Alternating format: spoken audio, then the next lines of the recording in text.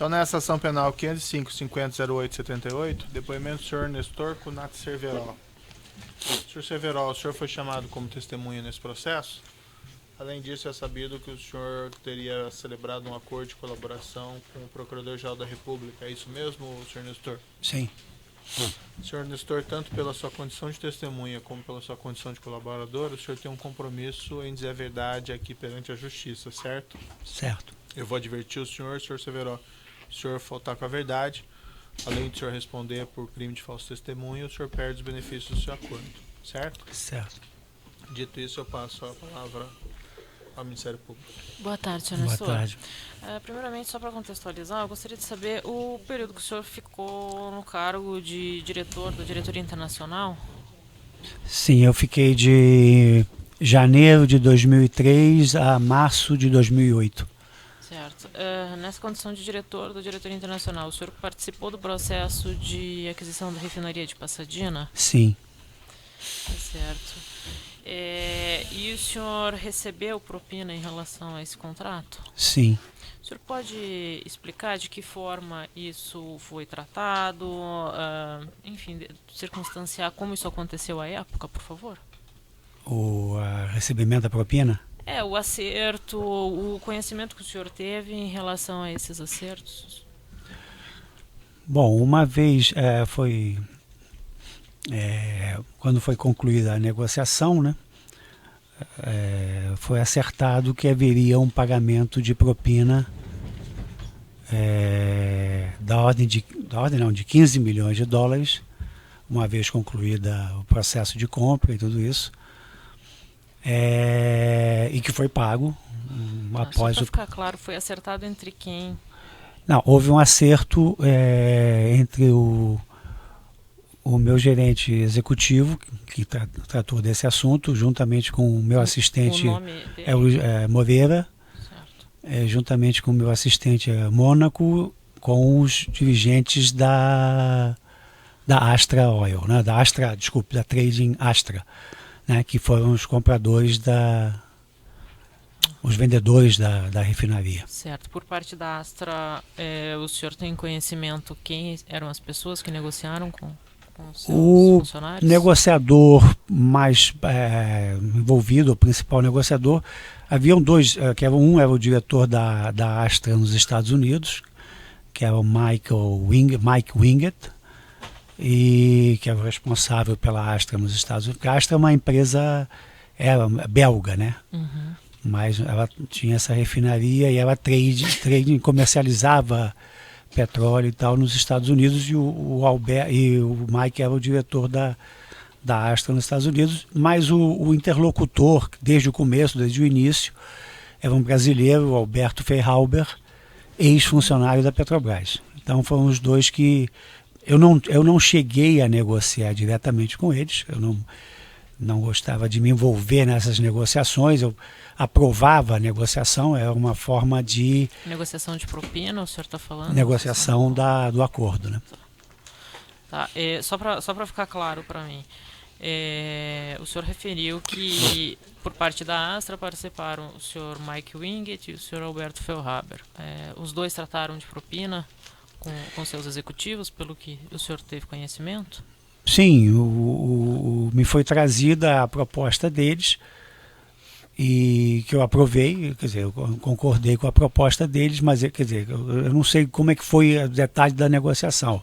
Uhum. Eu só aprovei o resultado final da negociação. Tá, isso foi reportado para o senhor por quem? Pelo meu gerente executivo na época, que era o Moreira, o Carlos Moreira. Tá certo. O senhor falou do pagamento de uma propina de 500 milhões de dólares. 15 milhões. 15 milhões de dólares. De que forma seria distribuído esse valor entre as pessoas que seriam beneficiárias da propina? O senhor tem conhecimento? A propina foi repartida entre os negociadores e comigo, né, já que eu era o responsável pela área, né, eu era o diretor da área. Eu recebi, desses 15 milhões, foi feita essa repartição, eu recebi 2 milhões e meio, né, no acordo, 2 milhões e meio. O um grupo de gerentes que trabalhava comigo recebeu 5 milhões e meio, que foi dividido entre eles.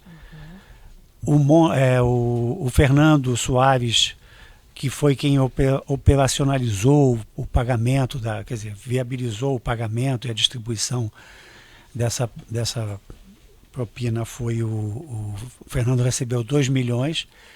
O Paulo Roberto, pelo fato de ser diretor da área de refino, né, da Petrobras, e estava envolvido também, foi para participar do negócio, recebeu 1,5 milhão, e o restante ficou com a parte negociadora do lado da Astra. Tá.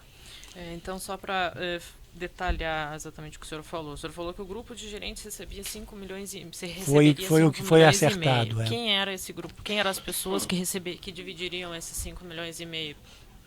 São os gerentes que estavam envolvidos, além do Moreira, que era o gerente executivo de novos negócios na época, o Dr. Rafael Comino, que era gerente da área também, o Mônaco, que era meu assistente, Agostinho de Mônaco, o Aurélio, que era um gerente subordinado ao Moreira, e um ex-funcionário da Petrobras que estava contratado com a gente como consultor da área financeira, tinha trabalhado muitos anos na engenharia, na área financeira da Petrobras, que era o César Tavares. Tá certo. O senhor mencionou também que uma parte voltaria para as pessoas da Astra. O senhor se recorda quem seriam, quem se beneficiaria desses valores de propina? Os nomes, como eu não, doutora Laura, eu não participei da negociação, eu não sei como é que foi feita a divisão, mas os nomes que me foram passados como beneficiários desse acordo é exatamente o Alberto Feilhaber e o Mike Winget. Tá certo.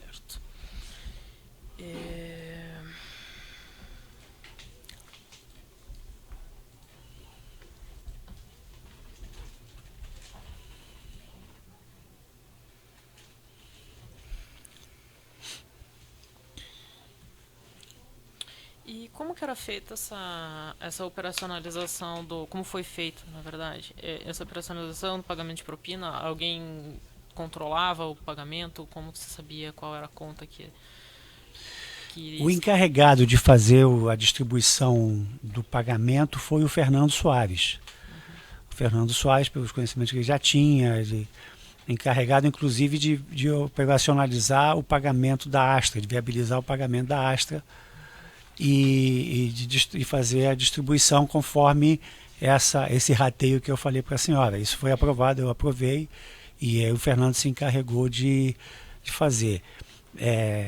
Eu quero acrescentar que que também o Fernando se encarregou disso, da minha participação de 2,5, na realidade eu fiquei com 1 milhão, porque dada a pressão que foi feita na época, foi uma época de eleição em 2006, pré-eleição, eu repassei, eu falei para o Fernando repassar ao senador na época, Delcídio Amaral, $1,5 milhão. Então, dos 2,5 milhões eu fiquei com 1 milhão e o Delcídio 1,5 milhão. Tá, mas por que o senhor pagou esse valor ao então senador Delcídio? O senhor referiu a pressão. Que pressão foi essa? Qual foi a razão desse pagamento? A minha indicação para a diretoria internacional foi patrocinada pelo governador Zeca do PT, em 2003, em março, quando houve, depois entrar no governo Lula, eu fui indicado para a diretoria internacional pelo governador Zeca do PT, por indicação do senador Delcídio. Então, até a minha mudança, quer dizer, até a minha adoção pelo PMDB em 2006, com o desgaste do Delcídio, o Delcídio era, dentro das cotas de nomeação, o responsável o patrocinador da minha indicação. Então eu estabeleci um compromisso, dada a candidatura do Delcídio para o governo de Mato Grosso do Sul em 2006, e que eu, dentro de uma possibilidade de recurso que poderia ser repassada, eu estabeleci um compromisso com ele de chegar até $2,5 milhões. E como a eleição já estava se aproximando, e esse dia já tinha sido viabilizado pela compra da refinaria, quer dizer, pela comissão que a que a Astra pagou. Então, para atender essa pressão do senador, eu falei para o Fernando para destinar dos 2,5 milhões que eram a minha cota, né? 1,5 milhão fosse destinado para já atender parte do compromisso que eu tinha com o Delcídio. Tá, e o senhor tem conhecimento de que forma esse valor foi repassado? Eu não tenho conhecimento, eu sei que o Fernando é quem fez o detalhe, fez a operacionalização disso, a maneira de como foi encaminhado o dinheiro para cada um, eu não sei dizer. Eu sei no meu caso como é que eu recebi, mas dos outros eu não sei dizer. Tá, de que forma o senhor recebeu? Eu recebi através de uma transferência para minhas contas, que eu tinha conta na Suíça. Essa conta foi dada ao Fernando e transferiu o recurso para essas contas que eu tinha na Suíça. Tá, e quem que repassava essas contas para o Fernando Soares para que ele efetuasse essas transferências? Pois é, eu sei que o que eu sei é que o Fernando foi que se encarregou disso. Ele tanto a parte de recebimento do dinheiro da Astra, e eu não tenho detalhes, como a parte da distribuição. Então, isso daí para o detalhamento eu não tenho.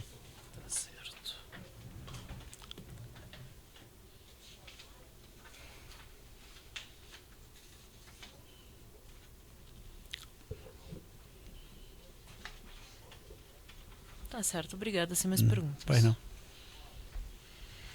Estende a acusação, tem perguntas? Sim.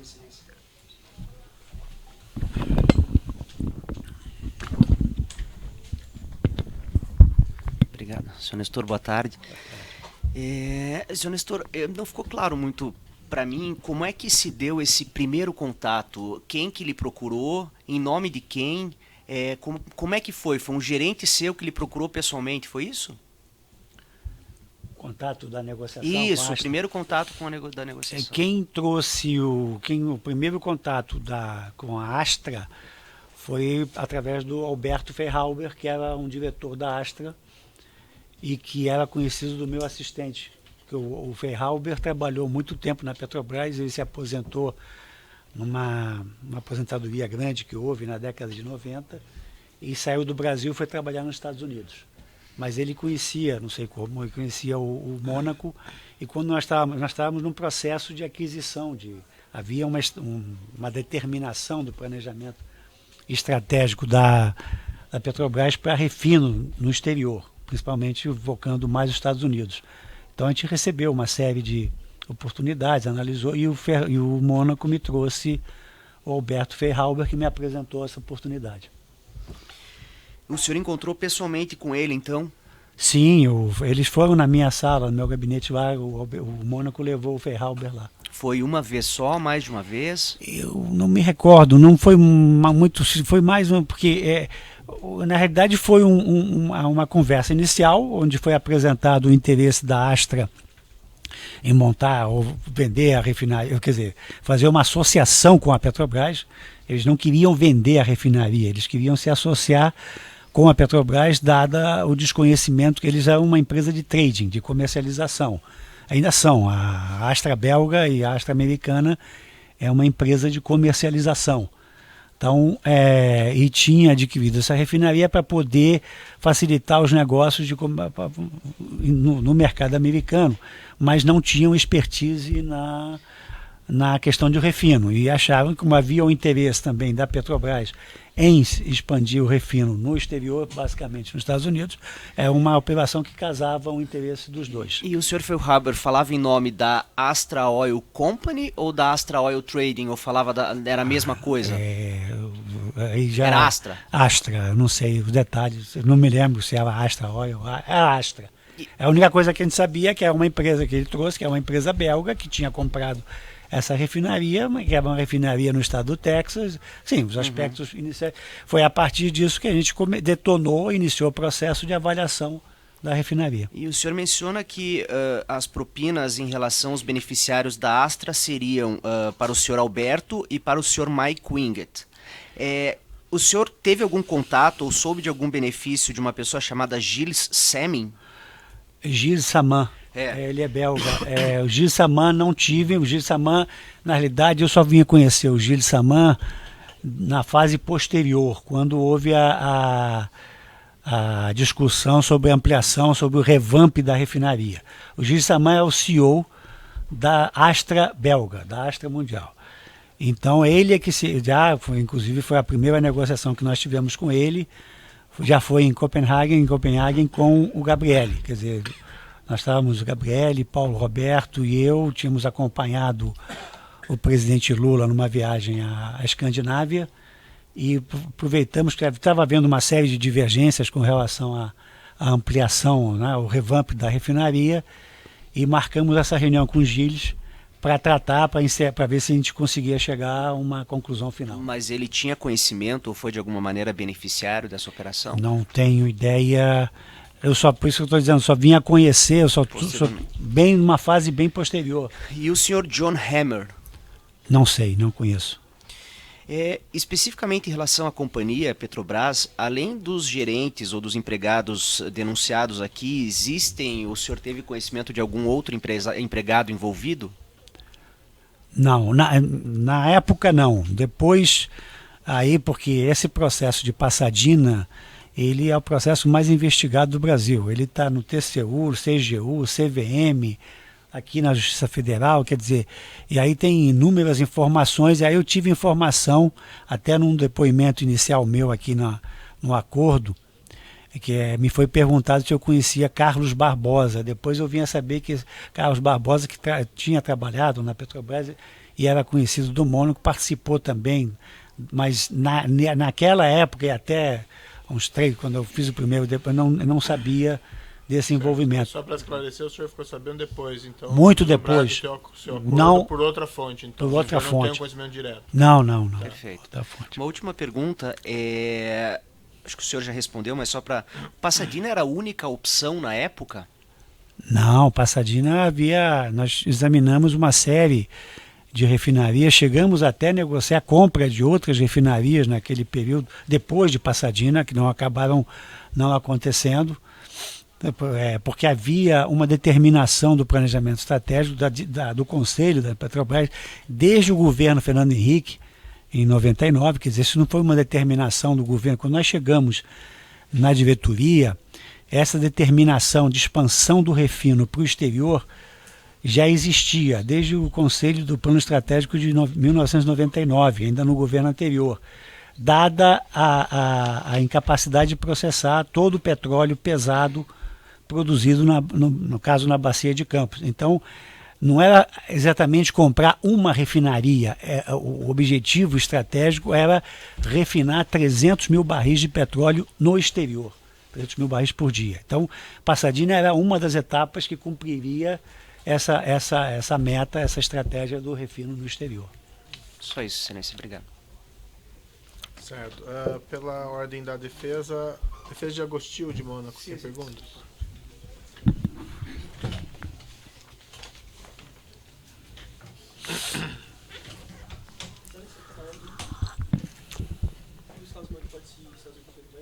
Sim.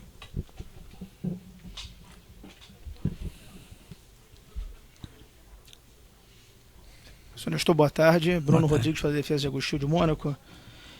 O senhor pode me esclarecer se, após a sua saída como diretor da área internacional, quando o senhor foi para a BR, distribuidora, para assumir o cargo de diretor financeiro, se o senhor Mônaco foi também seu assistente lá?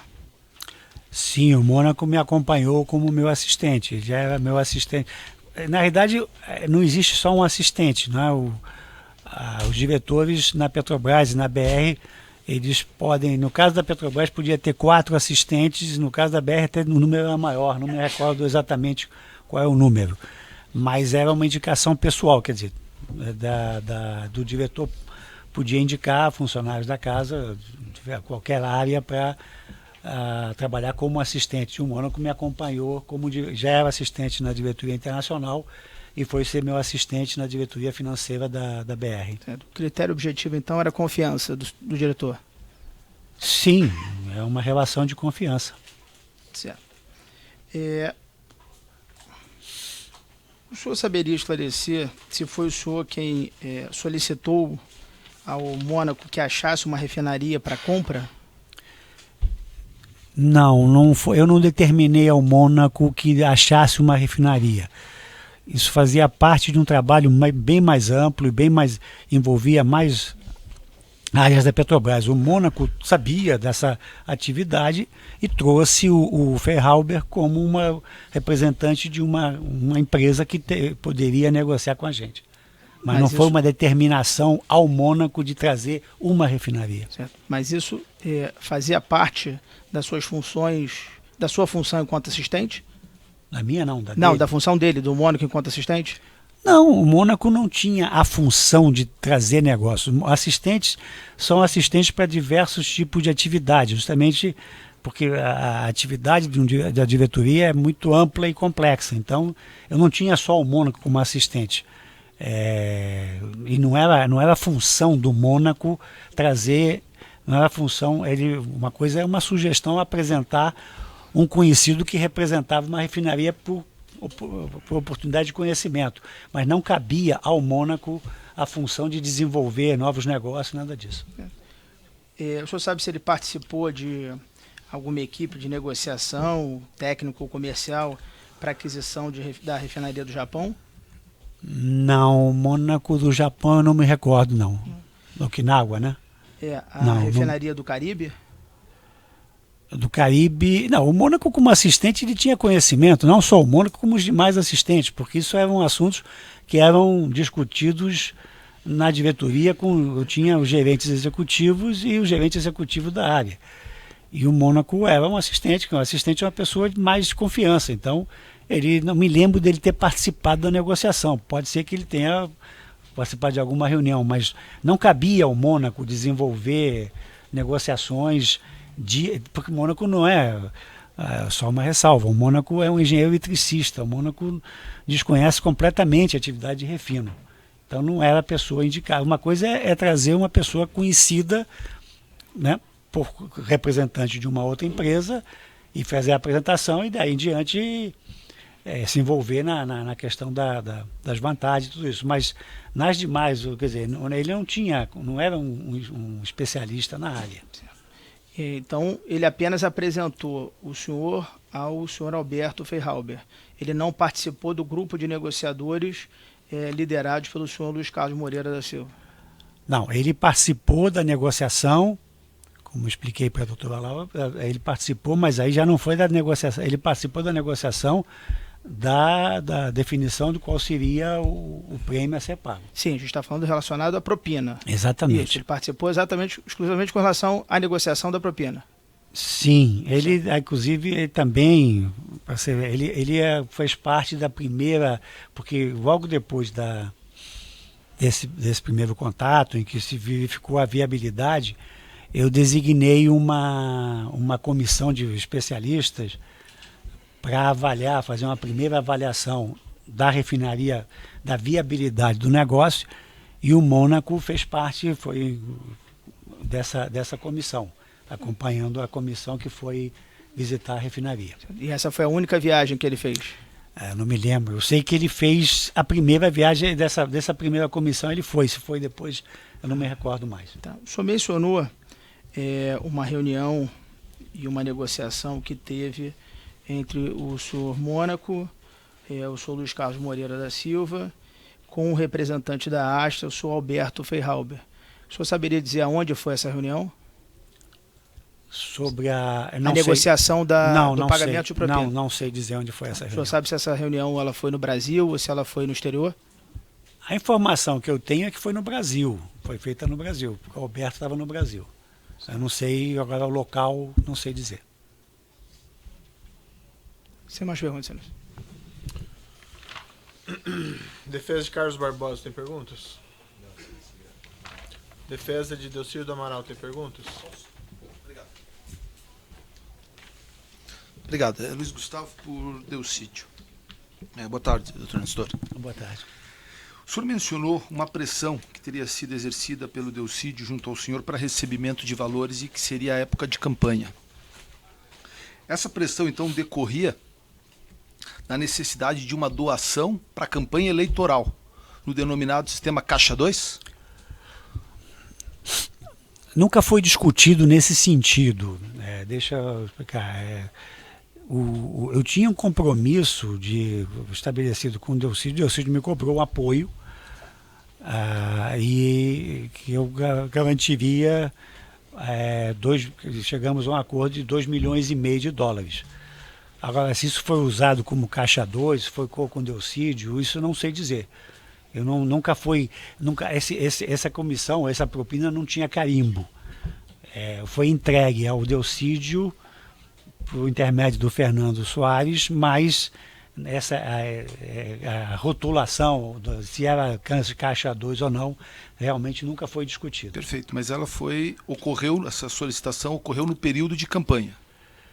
Ocorreu no período anterior, não, na realidade ocorreu ao longo porque a primeira necessidade que o Delcídio se manifestou e houve a pressão maior dele foi nessa época, porque o negócio, coincidentemente, tinha sido concluído pouco antes da eleição. Né? Tá. Se o senhor me permite, eu estou com o seu termo de depoimento aqui, de 1º de março de 2016, no registro especial 90/2015. O senhor menciona o seguinte: o declarante recebeu pedido de contribuição financeira e se comprometeu a auxiliá-lo na campanha eleitoral com o valor de 2.500.000 dólares, se referindo à pessoa de Delcídio do Amaral, no ano de 2006. O senhor confirma esse fato? Não, eu acabei de dizer, desculpe, mas eu acabei de dizer que eu tinha um compromisso de entregar 2,5 milhões de dólares para ele. Eu confirmo isso, que foi entregue essa quantia de 1,5 milhão referente à Passadinha e depois foi complementado o valor até chegar nos 2,5 milhões, já de outras fontes, mas a Passadinha foi 1,5 milhão. No total, o compromisso eram 2,5 milhões. Perfeito, no período de campanha. No período que antecedeu a campanha, é verdade. Tá ok. Essa doação realizada ficou atrelada à compra da refinaria de Passadinha?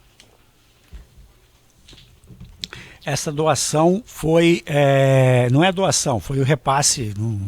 Bom, porque como havia esse compromisso que eu tinha estabelecido com ele, de 2,5 milhões, Passadinha, o que eu recebi, que eu tive que abrir mão da minha parcela, minha cota, de 1,5 milhão para poder complementar os 2,5 milhões. Perfeito. Então, coube ao senhor decidir de qual contrato seria viável obter os valores a serem encaminhados ao senador Delcídio? Coube a mim dentro das possibilidades que eu tinha de fazer essa contribuição. Ou seja, o senhor que escolheu a obra específica, da onde era a origem do caixa, não foi o senador Delcídio, não houve uma tratativa no sentido de que, Delcídio, saindo a compra de Passadinha, eu posso lhe repassar X valor.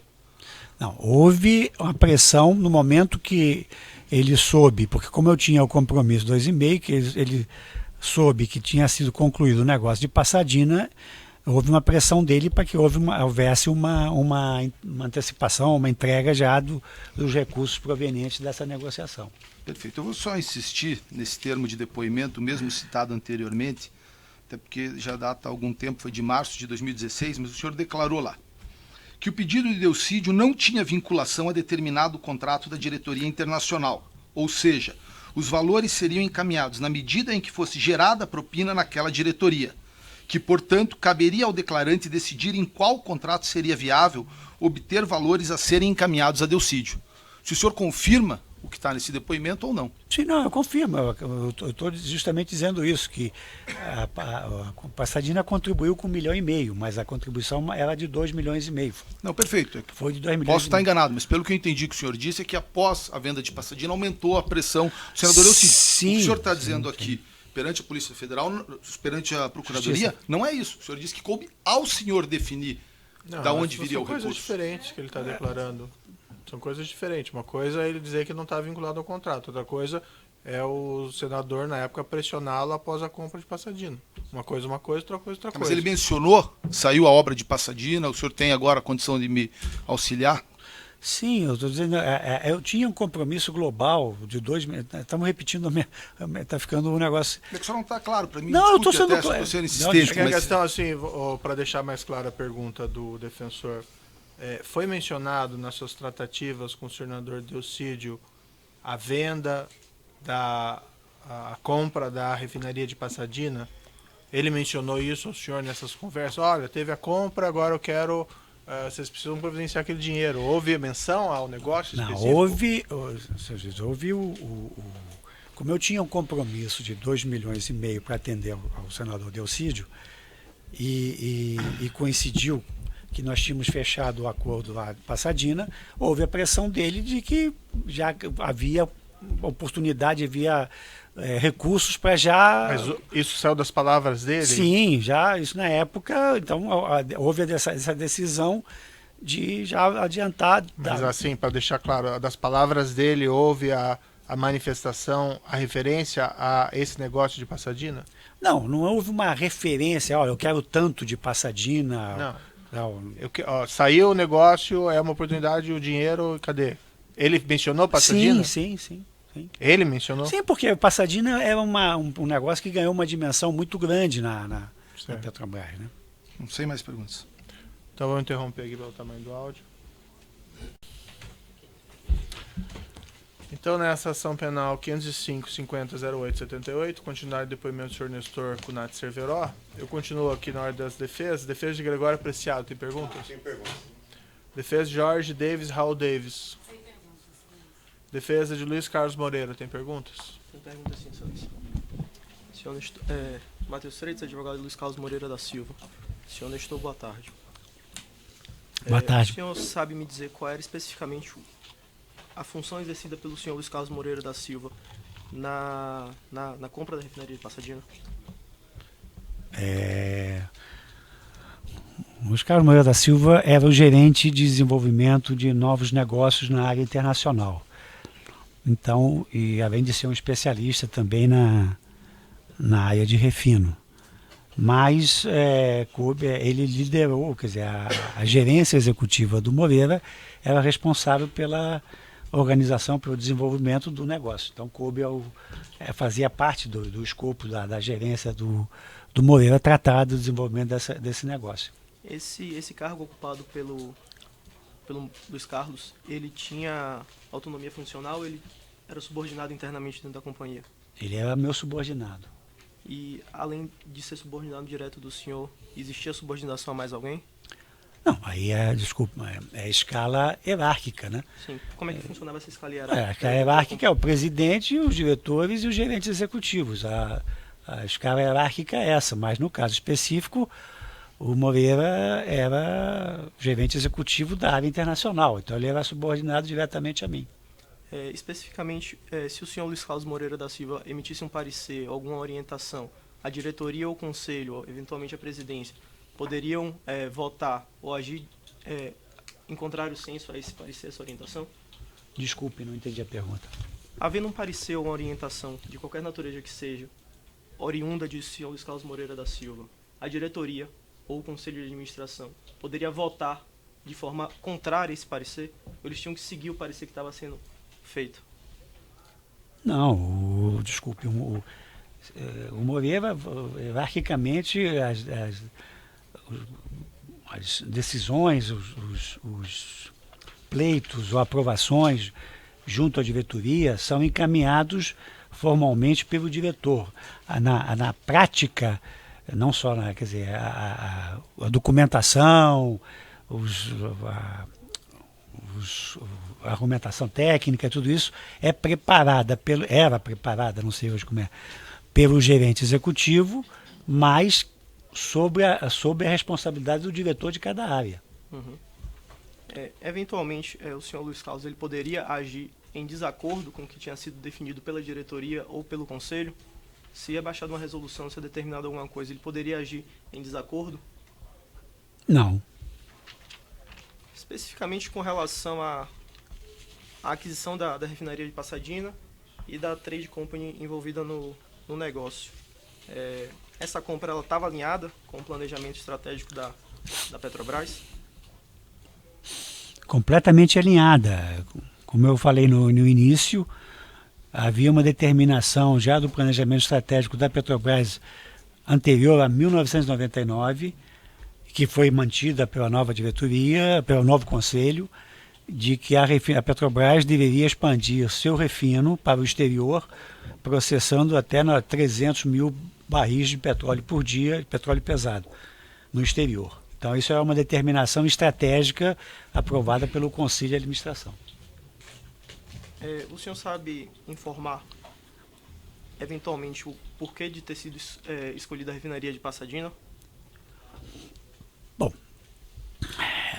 isso foi feito uma avaliação que durou praticamente mais de um ano, uma série de especialistas, de consultores de todas as áreas, e a refinaria de Pasadena, em grandes perspectivas, ela se enquadrava dentro do objetivo que existia na área internacional, ou seja, adquirir uma refinaria com capacidade para ampliação, que tivesse condições de ampliar e processar o petróleo pesado da Petrobras, para o qual teria que ser feita uma revamp, dentro de um preço competitivo, ou seja, o objetivo não era adquirir a melhor refinaria.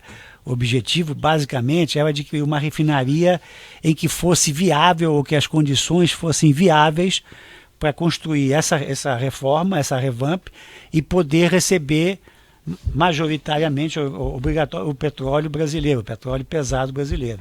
Então, a avaliação correspondeu à expectativa, daí a aprovação da diretoria e, principalmente, porque a aquisição de ativos na Petrobras é função única e exclusiva do Conselho de Administração. Quem dá a palavra final sobre a aquisição de ativos na Petrobras é o Conselho de Administração. Daí a aprovação ter sido submetida ao Conselho em março de 2006. Certo. Um dos aspectos que eventualmente foram considerados na aquisição da refinaria de Pasadena foi o local onde ela está instalada? Sem dúvida. Houston, essa região é um polo, o principal polo de petróleo dos Estados Unidos, né? Além disso, ela tinha ligações, tinha contratos, daí a questão do trading, da comercialização e utilização dos principais oleodutos que ligam Houston à costa leste, que é o principal mercado americano. Tinha o Colonial Pipeline, que vai de Houston até a costa leste, tinha outro que vai de Houston até Nova York. Tinha fundamental também critério para aprovação dessa refinaria, licença ambiental para ampliação, o que nos Estados Unidos era dificílimo você fazer uma nova refinaria ou ampliar a refinaria existente. Então aliás, e nós não inventamos a roda, não. Esse processo tinha sido feito por outras empresas internacionais de petróleo, comprando refinarias americanas e transformando para processamento de petróleo pesado. Empresas ou países que têm produção, o México, a Venezuela, já tinham feito esse tipo de atividade anteriormente. Aproveitando o ensejo da resposta do senhor no sentido das questões ambientais, o senhor se recorda se no momento da compra da refinaria pela Astra, ou seja, quando a Astra adquiriu essa refinaria da CRAL, se a refinaria ela estava operacional? Não, a Astra teve que fazer uma série de investimentos e de adequações para poder voltar a obter a licença de operação dela. Isso importaria, pela experiência do senhor, em um aumento do preço que a Petrobras pagaria à Astra em comparação com o que foi pago pela Astra à CRAL? Isso não é que implicaria, isso implicou. Nós avaliamos a refinaria para compra nas condições em que ela se encontrava e com as modificações que foram feitas para adequá-la de forma a permitir a operação dela. Ela tinha restrições ambientais que a Astra superou, ou seja, fez investimento, e isso acrescentou, assim, incrementou o valor dessa refinaria. Pronto, perfeitamente. Seguindo justamente na linha do que o senhor está falando, a condição com que a refinaria estava, a gente discute muito nesse processo a questões exis, das análises feitas pela Musa Stencil. A compra da refinaria se tratava de uma simples aquisição de ativo, tinha negócio além disso envolvido, os cenários foram utilizados. O senhor pode explicar um pouco melhor como se deu essa situação?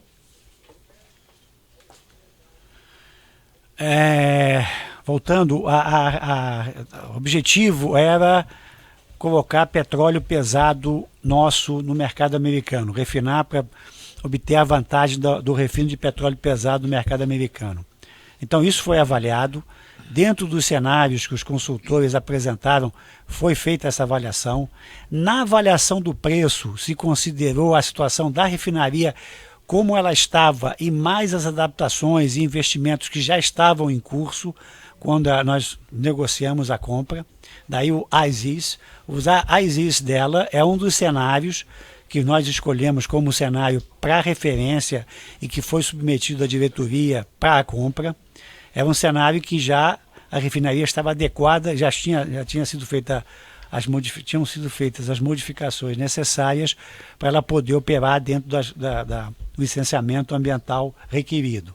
Então, o negócio, o objetivo era atendido, quer dizer, o objetivo estratégico da Petrobras poderia ser atendido, daí a escolha de Pasadena, né, pelas condições de preço e porque apresentava todas as condições factíveis para continuar o nosso trabalho de colocação de petróleo pesado no mercado americano. Com relação à Trade Company, o senhor reputa a constituição dessa nova empresa como sendo uma oportunidade de negócio boa para a Petrobras? Eu continuo reputando que, afirmando, isso não mudei nunca meu depoimento, a aquisição da refinaria e da trading foi um bom negócio para a Petrobras. Poderia ter sido melhor se nós tivéssemos concluído o revamp e permitido que a Petrobras exportasse óleo pesado para refino nos Estados Unidos. Mas a aquisição da trading era importante para poder... Nós tínhamos a intenção de entrar no mercado americano. E para isso nós tínhamos que ter o conhecimento da comercialização do mercado americano que a Astra já detinha. Certo. Voltando só um pouquinho com relação à questão da refinaria, a utilização de taxa de retorno de 6,9, sendo um dos cenários utilizados pela Mills Stencil, havia essa previsão? Como é que se deu essa escolha? Como é que a Petrobras chega a essa taxa de retorno? Eventualmente tinham cenários melhores? Como é que se dá essa situação e por que esse percentual específico ele foi escolhido? Não é casual. Essa taxa de 6,9, para esclarecer, na época a diretoria financeira todo ano revisava os índices, as taxas de retorno para investimento em cada país onde a Petrobras atuava. Então, essas taxas, diversas taxas de retorno, tinham que ser seguidas para aprovação de qualquer investimento que fosse feito naquele país ou no Brasil. Quer dizer, o Brasil também tinha uma taxa de retorno definida pela diretoria financeira, pela área financeira, que era submetida a essas diversas taxas de retorno que envolviam cenários diferentes. Quer dizer, você não pode admitir que a taxa de retorno nos Estados Unidos seja a mesma da Nigéria, ou seja a mesma da Argentina. Então, cada país tinha as suas características e, por conta disso, era definido uma taxa que tinha que ser seguida, porque senão ficava a critério aleatório, ou seja, à vontade do freguês, não era isso. Então nós seguimos a taxa de retorno, por isso foi aprovado, isso foi submetido à diretoria, que na época esse número ficou famoso, 6,9, mas não foi um número casual, não foi um cenário que a consultora, a Mills Stencil, apresentou. A Mills Stencil apresentou coisa de 20 e tantos cenários, e nós tínhamos que nos ater ao cenário determinado corporativamente, ao cenário, ou seja, a taxa de retorno determinada corporativamente. Não é uma questão, eu acho melhor 12 do que 6. É evidente que 12 é melhor que 6, né? Mas para ver, porque senão qualquer negócio é viabilizado. Você escolhe uma taxa de retorno melhor e o negócio passa a ser viabilizado. Isso tinha que atender, daí justamente para não permitir essa taxa aleatória, cada país e cada tipo de negócio, porque também tem isso. Uma coisa é produção de petróleo, outra coisa é refino, outra coisa é distribuição de gás. Então, cada tipo de negócio e para cada país tinha uma taxa de retorno. Então, a atividade de refino nos Estados Unidos, a taxa de retorno na época, e não era a definição da área, era a definição da área financeira, era 6,9. O senhor pode só responder mais sinteticamente essas questões. Tá? Com relação a questões ambientais da refinaria de Pasadena, a Astra conseguiu licença, conseguiu perdões com relação para conseguir o funcionamento disso? Como é que estava a questão ambiental especificamente para o funcionamento da refinaria.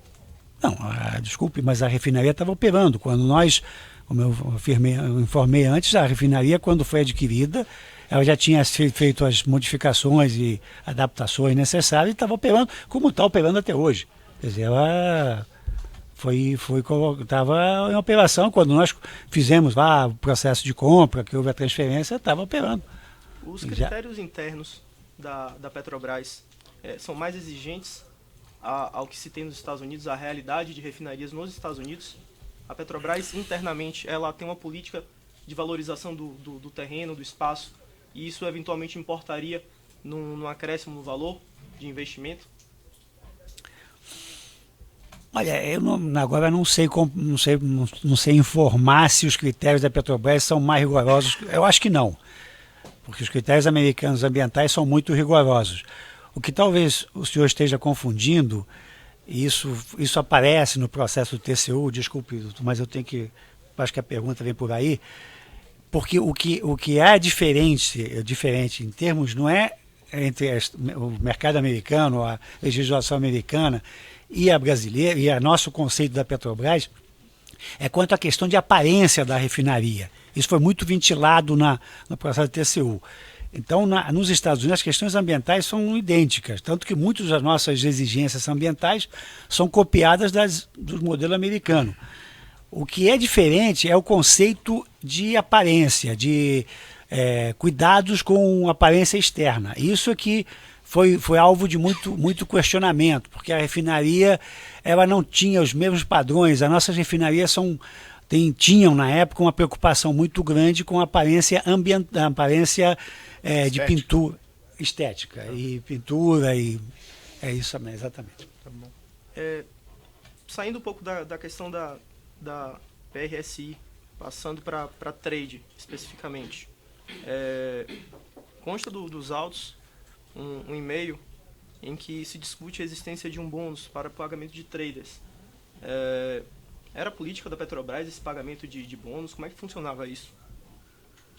Não, isso foi motivo de uma negociação, porque a Petrobras não pagava esse bônus para os nossos traders, então tivemos que negociar na época um acordo para poder haver essa remuneração dos traders que estariam operando na nova empresa, né? E no caso, a solução dada foi repassar esse encargo para a Astra? Não, isso foi feito um acordo, já não me recordo bem, em que houve nós aportamos uma determinada quantia para poder remunerar a atividade dos traders da Astra, mas eu já os detalhes eu não me recordo. Certo.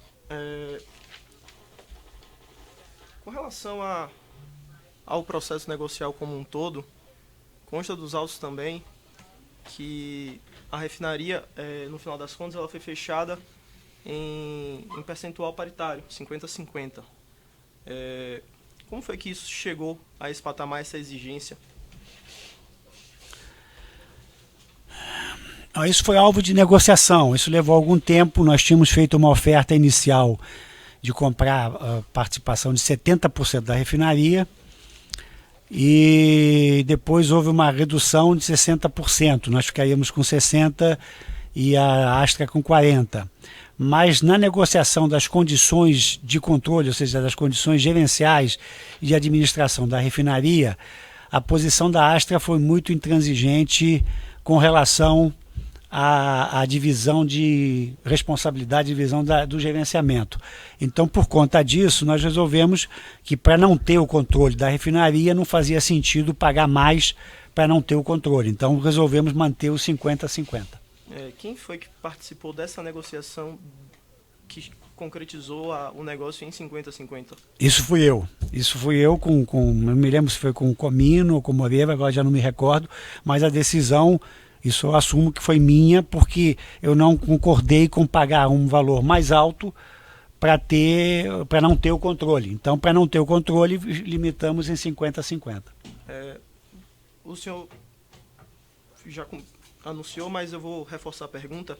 O senhor se recorda se em algum momento, a partir dessa mudança de ótica na aquisição da refinaria, da Trade Company, se a partir do momento que passou a ser 50-50, passou a ser um sócio paritário, O senhor se recorda se em algum momento o senhor Luiz Carlos Moreira da Silva disse ao senhor que isso seria caso de deal break, de encerramento do negócio? Não foi tratado dessa forma. Não me recordo desse deal breaker na negociação. A negociação evoluiu para essa divisão de responsabilidades justamente pela posição da Astra e nossa posição. Nem a Astra queria abrir mão de ter essa divisão de responsabilidade, nem nós queríamos. A nossa exigência principal, e isso foi mantido, isso é importante que se diga, é que, apesar de ter 50-50, com o acordo, a Petrobras teria direito a refinar 70% do seu petróleo. Ou seja, independente da divisão 50-50, nós impusemos, e aí sim era deal breaker, que o petróleo a ser processado pela refinaria de Pasadena após a aquisição, 70% seriam exclusivamente da Petrobras. Especificamente com relação a essa compra 50-50, obrigatoriamente, ou acredito eu, pelo que tenho estudado do processo, haveria necessidade de incidência de cláusulas de put, de call, do right to override. Foi o senhor que negociou essas cláusulas? Não, essas cláusulas fizeram parte da negociação, mas não fui eu que negociei. São cláusulas comuns em contratos paritários? São cláusulas comuns em contratos paritários. Essa cláusula obrigatoriamente importaria em prejuízo financeiro para a companhia? Não. Aumentaria o valor do negócio? Não é uma questão de aumentar ou diminuir o valor do negócio. São cláusulas comuns, cláusulas negociadas pelos sócios em qualquer tipo de associação. O senhor sabe dizer se, para a concretização da compra da refinaria de Pasadena e todo esse negócio, na verdade, se houve sobrepreço, se houve algum incremento de valor para que esse negócio fosse fechado? Não. Isso eu já afirmei anteriormente. Tudo isso foi feito dentro dos valores estabelecidos pelas consultorias e que foram aprovados pela diretoria. Quer dizer, não houve nenhum sobrepreço para poder permitir pagamento de vantagens. Então o valor pago pela Petrobras por esse negócio era o que estava previsto e que foi aprovado pela diretoria? Não é o que estava previsto, não havia um valor, é o valor que vinha sendo negociado, que foi submetido por 3 vezes à diretoria nas diversas fases de negociação, embasado pelas decisões técnicas e financeiras, e que se chegou a esse valor final, que eu me recordo era 190 milhões de dólares pela refinaria, por 50% da refinaria, e 170 milhões de dólares por 50% do trader. Certo. Só para finalizar, o senhor se recorda se durante todo esse período negocial o senhor Luiz Carlos Moreira da Silva praticou ou eventualmente tenha deixado de praticar algum ato, algum ofício, alguma função inerente ao cargo dele com a finalidade de que esse negócio ele fosse concretizado? Não. Sem mais perguntas, Sanícia. A defesa de César Tavares, tem perguntas? Pelas razões já expostas, excelência, no formulário dos depoimentos, principalmente após ouvir o depoimento sobre o Dr. Severo, que ficou adstrito a... Tem que ser no microfone dele. Enfim, não tem perguntas? Ficou adstrito ao depoimento prestado em sede de colaboração premiada e não se sentiu à vontade em alterar o depoimento prestado anteriormente. Certo. A defesa de Rafael Comino, tem perguntas? Líder, reportando-se mais uma vez o que já foi dito. A defesa de Aurélio Teles tem perguntas? Podem, por gentileza, alcançar o microfone de volta. Maurício Campos de Faria, pela defesa do senhor Aurélio Teles. Boa tarde, senhor Nestor. Boa tarde. Quando da aquisição da refinaria de Pasadena, qual era o cargo exercido pelo senhor Aurélio? O Aurélio era gerente, não me lembro agora se ele era subordinado ao gerente executivo Moreira. Eu não me recordo, sinceramente, se ele ocupava um cargo de gerência ou não. Acho que sim, mas ele trabalhava na área de desenvolvimento de novos negócios, da área internacional. E dentro desse cargo, e dentro do projeto e do processo de aquisição da refinaria, quais eram as atribuições de Aurélio? Quais eram as suas atividades? Ele trabalhou na elaboração dos contratos, na avaliação da negociação, ou seja, funções inerentes a alguém que trabalhava na área de desenvolvimento de negócios. Ele, pelo conhecimento que ele tinha já de outros contratos e tal, ele trabalhou nas discussões de cláusulas contratuais, e tudo, que eu me recorde, né?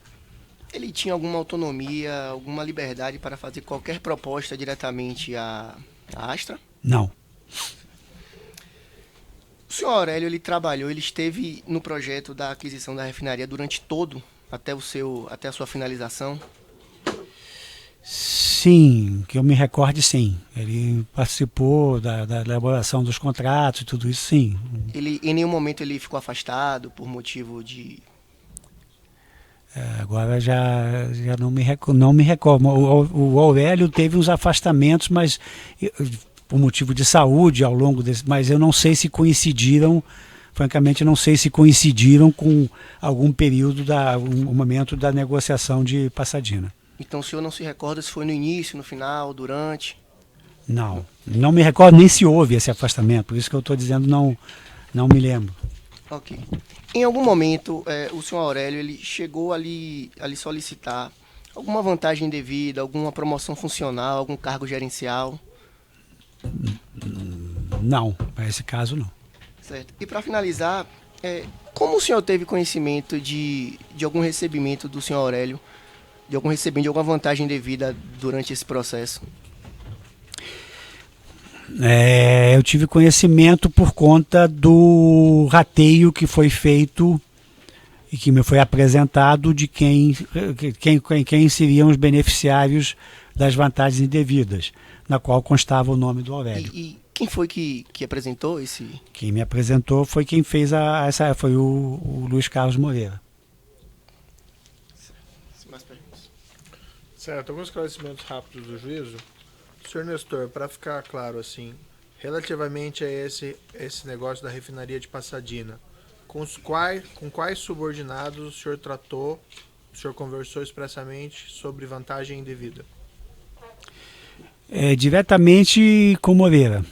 Com Moreira. E com o Mônaco, mas não na parte de divisão, né?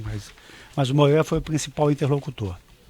O senhor mencionou que outros subordinados seus também receberam, mas o senhor tratou com eles diretamente sobre esses valores? Não. Chegou a ter alguma conversa no qual foi mencionado, comissões, propinas? Não, com esses outros não. Então, por exemplo, o senhor, até respondendo a pergunta aqui do defensor, do senhor Aurélio, o senhor ficou sabendo que ele recebeu por conta da informação que lhe foi prestada pelo Moreira? Não, eu não fiquei, desculpe, José, eu não fiquei sabendo. Eu aprovei que ele participasse sei. Tá, mas o senhor nunca tratou com ele diretamente? Não. O senhor conhece o senhor Gregório Preciado? Sim, conheci. Ele era há muitos anos, mas antes desse, ele foi apresentado pelo Fernando Soares, era de São Paulo, e eu me lembro que ele é cunhado ou parente do, na época, senador, governador José Serra. Certo. O senhor chegou a tratar com ele sobre esses assuntos relativos a comissões ou propinas na refinaria de Pasadena? Não, com ele não. O senhor soube na época do envolvimento dele? Não, eu soube bem depois, mas já, quer dizer, eu soube que houve isso foi o Fernando que tratou, por isso que eu não sei como é que foi o envolvimento dele. Uhum. Mas o senhor não sabia na época do envolvimento dele? Não. Desses executivos da Astra, o senhor mencionou com o senhor Alberto Fehlhaber e aquele outro americano? Mike Winget. O senhor chegou a tratar diretamente com eles desse assunto? De comissão, propina? Não. Em alguma conversa? Não, com eles não. Também foi o Moreira e o outro. O senhor conhece o senhor Raul Davis e o senhor Jorge Davis? Sim. O senhor pode me explicar de onde que o senhor conhece? O senhor teve negócios com eles? Eu tinha investimentos com ele. Eles têm uma empresa de investimentos no Uruguai chamada Interbáltica, da qual eu me tornei cliente pessoal. Aí eu tinha uma empresa também no Uruguai que recebia, na verdade o dinheiro era enviado para a Suíça. Tá. E a Interbáltica, juntamente com um cidadão uruguaio chamado Brandi, Eduardo Brandi, é que fazia a administração desses recursos. Tá. E o que eles tinham a ver com esses recursos? Não sei se eu entendi bem. O Raul Davis e o Jorge O Raul Davis e o Jorge Davis, juntamente com o senhor Eduardo Brandi, eram proprietários dessa empresa, uma empresa de investimentos, Tá. no Uruguai, chamada Interbáltica, em que o dinheiro era encaminhado. Eu tinha uma empresa que trabalhava, ou seja, essa empresa era administrada por eles. Tá. A Interbáltica é uma empresa que administra fundos de recursos, mas não era administrada no Uruguai, o dinheiro era administrado na Suíça. Na Suíça. E esse dinheiro que o senhor tinha na Suíça era de comissões, vantagem devida? Sim. E eles sabiam da origem desse dinheiro? Sim. Por que o senhor disse que eles sabiam? Porque isso foi conversado desde que na realidade, eu conheci o Jorge Davis e o Raul Davis antes dessa empresa.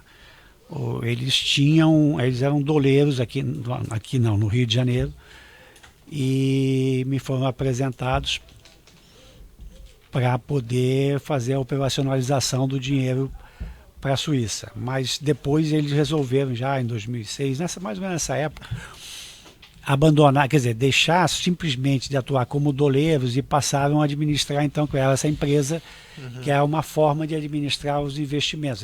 Já não era mais, você tinha cotas de investimento, eles compravam ações. O senhor chegou a fazer remessa ao exterior através deles? Desses anos? Não, o dinheiro era enviado para as contas já diretamente, eu não mandava para eles, já ia direto para a conta a Forbal era a empresa cliente da Interbáltica, que tinha conta em bancos suíços.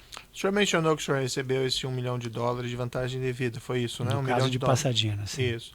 O senhor mencionou que o senhor recebeu em contas no exterior, mas o senhor não disse quais contas que o senhor recebeu. Então, estou dizendo agora. Isso que eu quero que o senhor diga expressamente. Não, expressamente eu recebi, porque eu já tinha contas na Suíça com outro administrador, chamado Peter Schmidt, anterior ao Raul Davis, que era um suíço que também tinha uma empresa de investimentos, e depois eu abri essa com o Raul Davis e com o Jorge Davis. Eu vou interromper aqui pelo tamanho do áudio. Então, nessa ação penal 505-50-08-78, continuar depoimento do senhor Nestor Severo, a quantidade de esclarecimentos do juízo. Objetivamente, quais contas no exterior o senhor recebeu a vantagem devida de Pasadena? Eu não me recordo agora exatamente. Eu sei porque eu tinha conta junto ao Peter Schmidt e tinha conta da Interbáltica. Eu não me lembro como é que foi feita a divisão. Eu sei que as duas, do Peter Schmidt era no Société Générale e o do Interbáltica trabalhava com o Banco Heritage. Agora, essas contas, inclusive o Banco Heritage mandou para o processo aqui, para o Ministério Público. A Société Générale também. Esse dinheiro foi já restituído. Certo. O senhor sabe se o Raul e o Jorge Davis atendiam outros executivos ali da diretoria internacional da Petrobras? Não, eu não sei dizer. Acho que eu me lembro, não, mas não tenho não posso afirmar.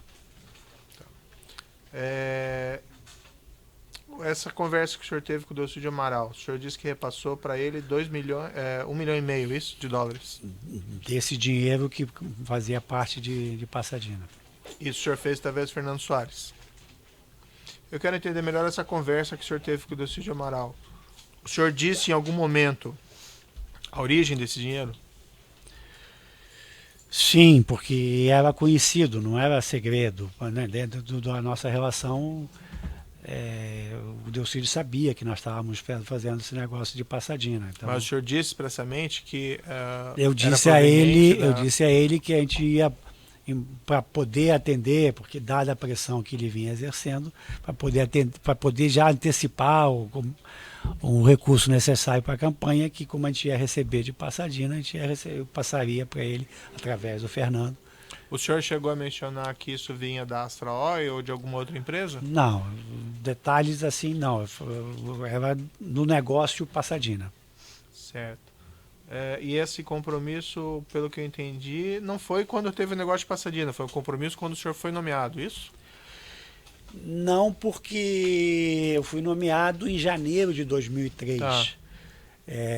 Então, isso já ocorreu em 2006, quer dizer, esse compromisso, eu não sei se ele ocorreu em 2005 ou 2000, mas não foi no início. Não foi no início.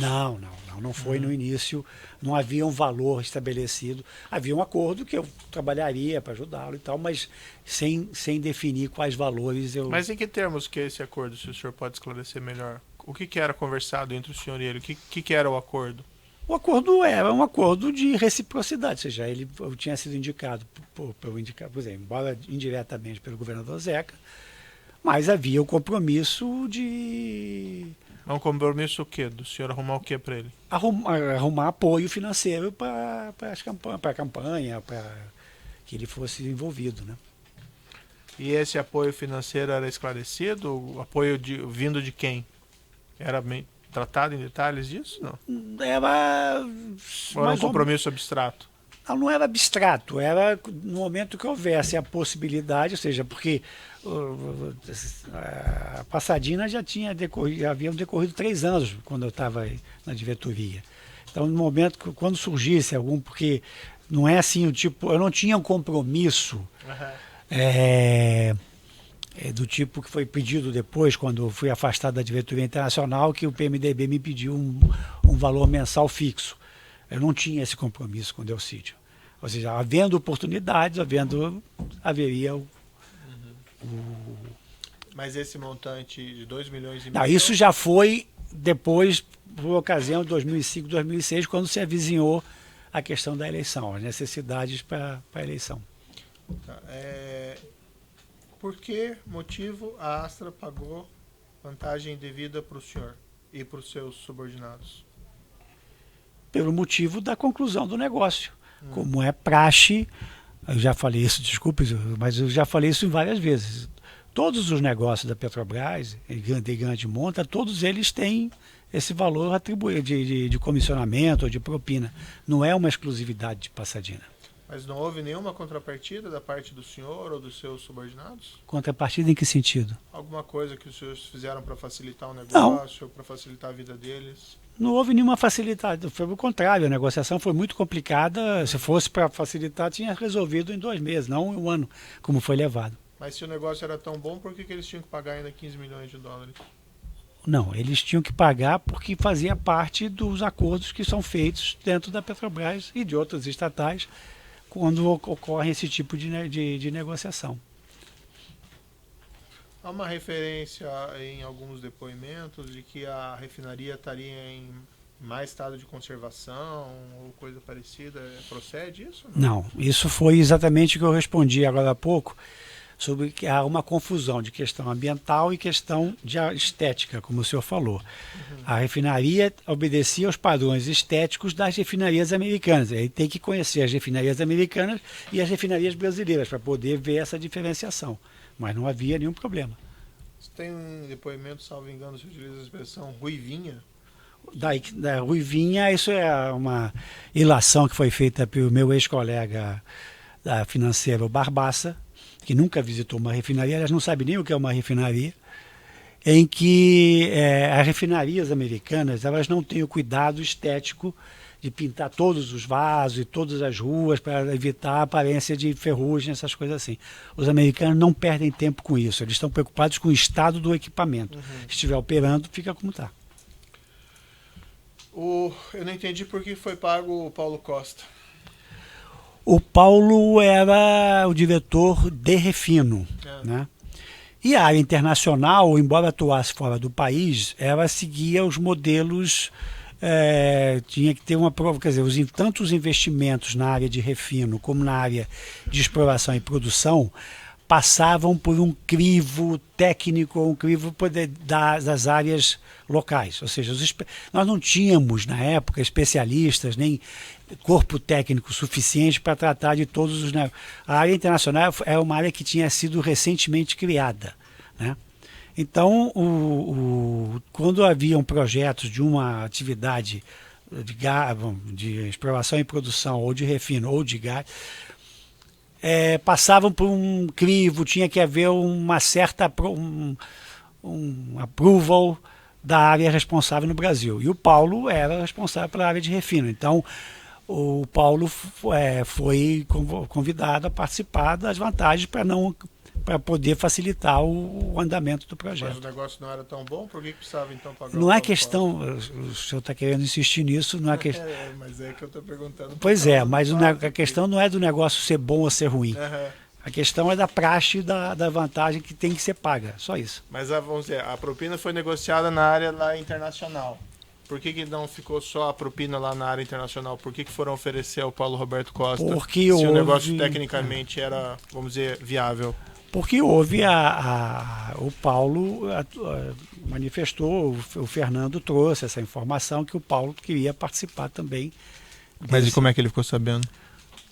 Através de conversa. Sabendo de quê? Da refinaria? Não, da propina.